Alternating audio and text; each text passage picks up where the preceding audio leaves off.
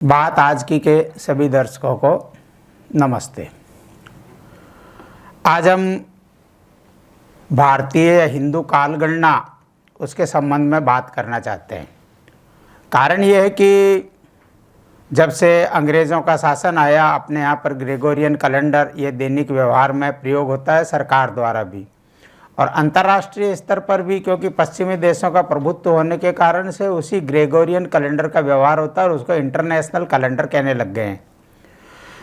इसके साथ साथ एक बात और होती है, आजकल जब भी इस प्रकार का होता है तो जिनको अपने पंचांग की जानकारी नहीं है, कालगणना की वैज्ञानिकता की जानकारी नहीं है, तो ऐसे सामान्य अपने भारतीय लोग भी ये कहने लगते हैं कि ये पंचांग क्या है, इसमें तो सब एक मत नहीं है, कभी तिथि घट जाती है, कभी बढ़ जाती है, कोई भी त्यौहार किस दिन मनाया जाएगा इसके संबंध में आपस में एक मत नहीं होते हैं।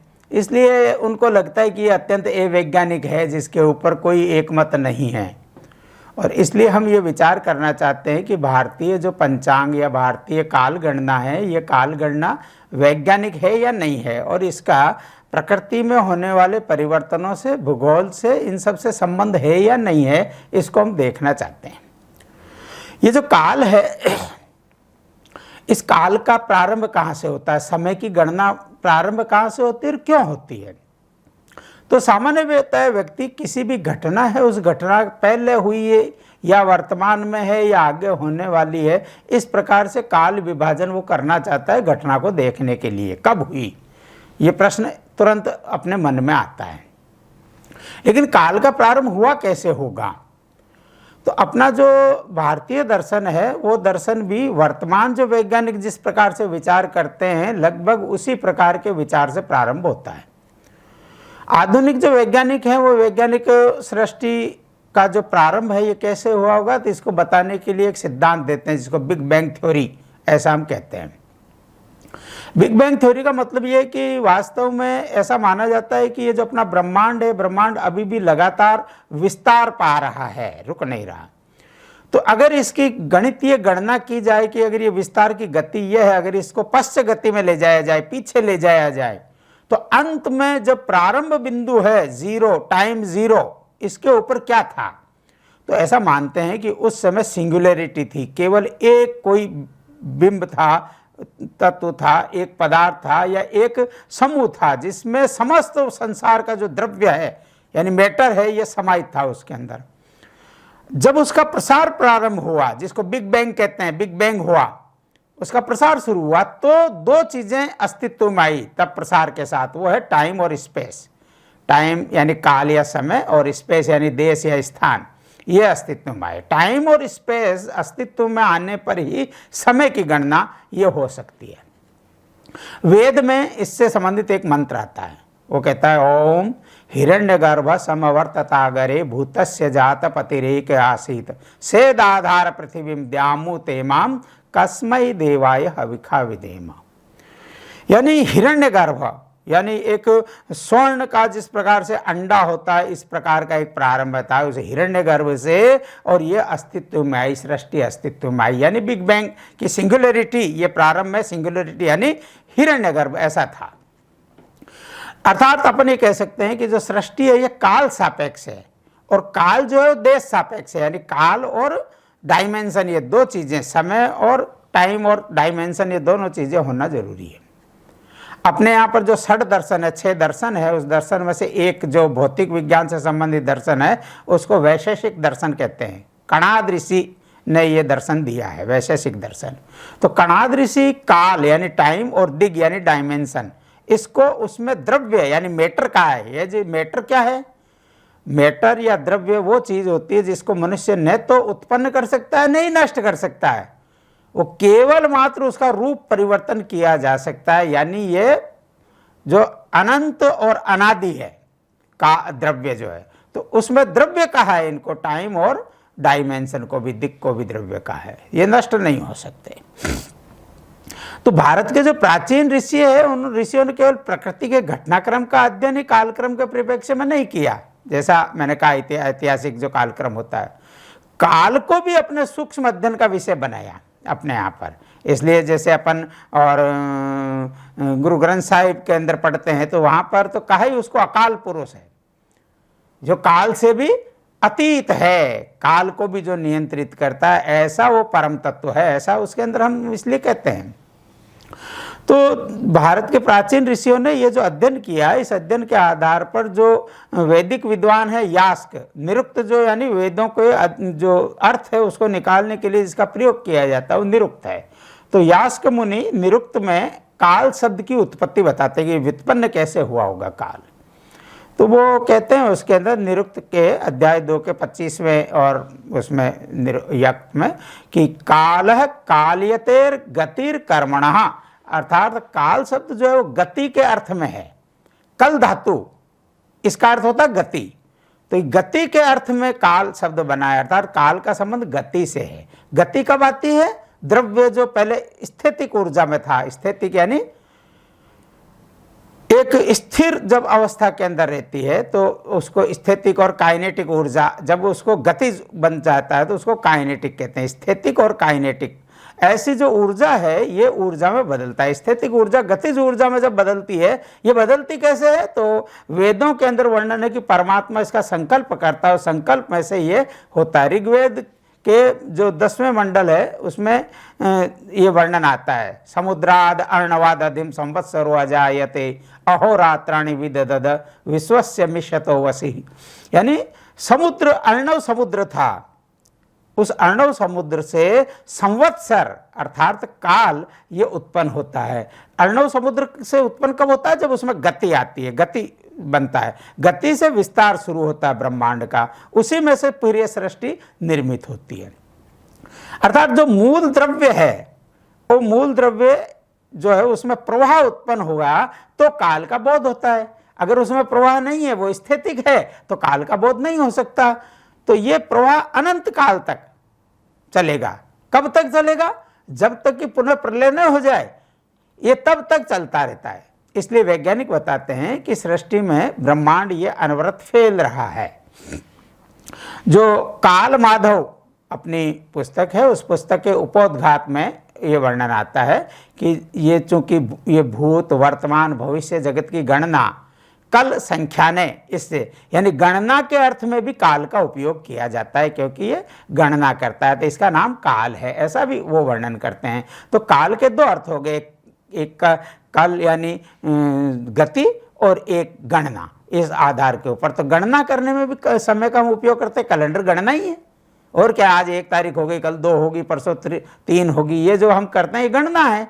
तो काल गणना के अर्थ में भी काल का प्रयोग होता है और काल गति के अर्थ में भी प्रयुक्त होता है।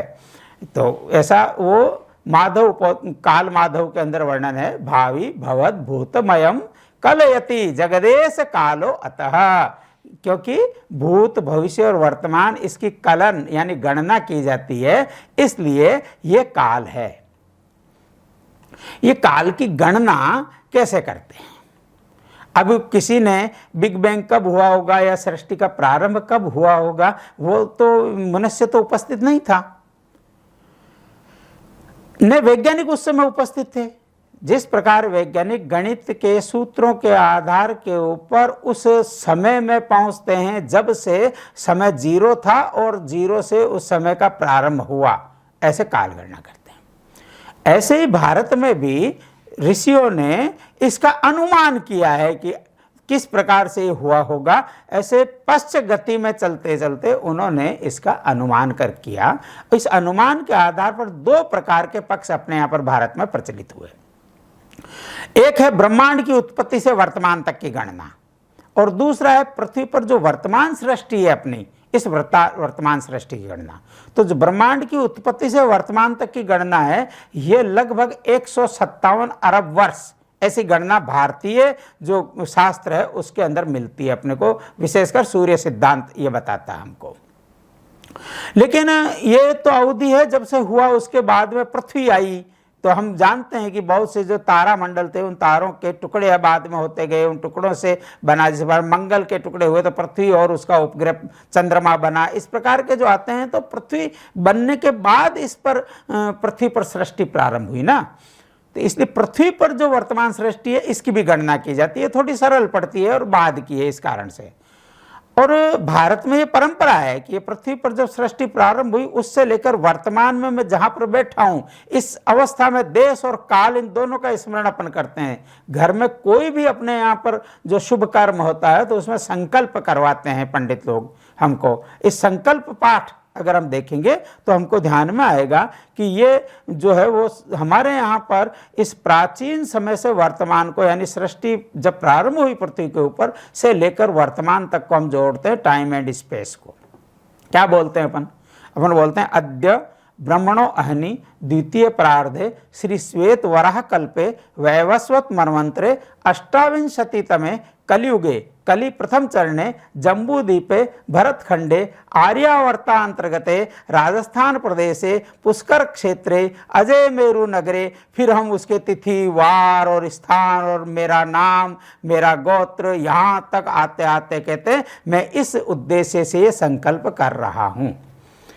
अब इसमें कौन कौन सी बातें कही है? अद्य अभी आज क्या है? ब्रह्मणो ब्रह्मा का एक दिन, ब्रह्मणो अहनि अहरनिश ऐसा शब्द बोलते हैं ना दिन रात, उसके लिए हम बोलते हैं अहरनिश। तो अहनि यानी दिन, ब्रह्मा का जो एक दिन है उसका कौन सा समय चलता है? द्वितीय परार्ध, दूसरा परार्ध चल रहा है।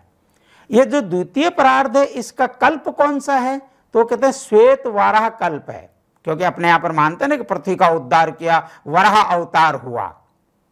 ये जो वराह अवतार की कल्पना वो यही है कि पृथ्वी का उद्धार, यानी पृथ्वी अब अस्तित्व में आई और उससे और जंतु बनना शुरू हुए, जीव सृष्टि होना शुरू हुई, तो वो अवतार प्रारंभ होता है। उसको यहाँ पर इस समय कहा है कि ये श्वेत वाराह कल्प है, उसका अवतार हुआ उसके बाद हुआ। ये जो श्वेत वाराह कल्प है इसका मनवंतर कौन सा चल रहा है? तो अपन उसमें कहते हैं कि वैवस्वत मनवंतर है। ये जो श्वेत वराह कल्प है इसका भी ये वैवस्वत मनवंतर है। जो मनु है उसमें स्वयंभव मनु, इससे सृष्टि का प्रारंभ होता है। ये वैवस्वत मनवंतर अंतिम मनवंतर है, छठा मनवंतर उसका नाम है। उसे जो वैवस्वत मनवंतर चल रहा है, विवस्वान से जो शुरू हुआ, विवस्वान का वैवस्वत मनवंतर कहलाता है। उसकी भी कौन सी चतुर्युगी है? ये 28वीं चतुर्युगी, अष्टाविंशतितम है।